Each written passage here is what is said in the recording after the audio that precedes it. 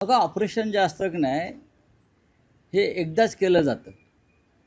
वारंवार एखाद्या शरीराचं जेव्हा ऑपरेशन करतात असं म्हणतात, तेव्हा ते डेड बॉडीचं ऑपरेशन असतं.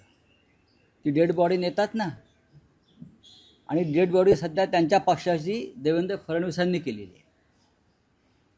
खरं म्हणजे त्या ऑपरेशन सध्या जे सुरू आहे ते देवेंद्र फडणवीस एकनाथ शिंदेच्या पक्षाचं करतायत. शिवसेनेचे खासदार, 9 खासदार हे एकजुटीनं एकत्रित आहेत. काही नावं त्यात वाचली, मला हसायला आलं सकाळी. कुठेतरी छापून आलं, मला कोणीतरी पाठवलं. अत्यंत हास्यास्पद आणि मूर्खपणाचं, आणि ज्या कोणी बातमी दिली आहे त्याने स्वतःचं हसं करून घेणारी बातमी दिली आहे. कोणाकोणाची नावं त्यात टाकली, सगळेच. हां, म्हणजे आता उद्या माझंही नाव टाकतील, आदित्य साहेबांचं नाव टाकतील आमच्या.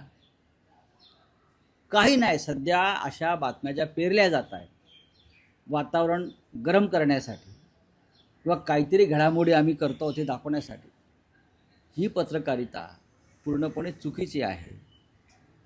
लोकसभेतले 9 खासदार हे घट्ट आहेत. काही अडचणी आहेत,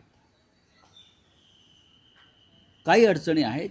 त्या अडचणी काय आहेत तर विरोधी पक्षाच्या खासदारांना महाराष्ट्रामध्ये अजिबात विकासाचा निधी दिला जात नाही. हा एक राजकीय आणि सामाजिक अपराध आहे.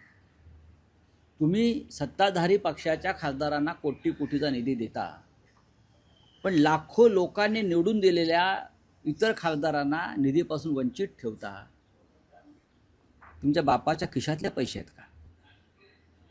देवेंद्र फडणवीस ह्यांना जर राजकारणामध्ये मोठी झेप घ्यायची असेल,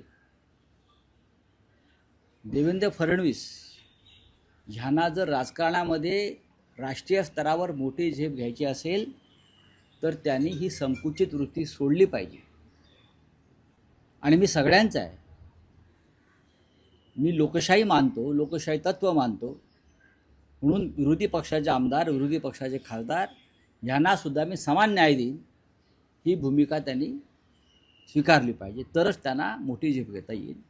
नाहीतर त्यांचं जे अस्तित्व राजकीय आहे, जोपर्यंत केंद्रामध्ये मोदी आहेत तोपर्यंतच महाराष्ट्रात राहील.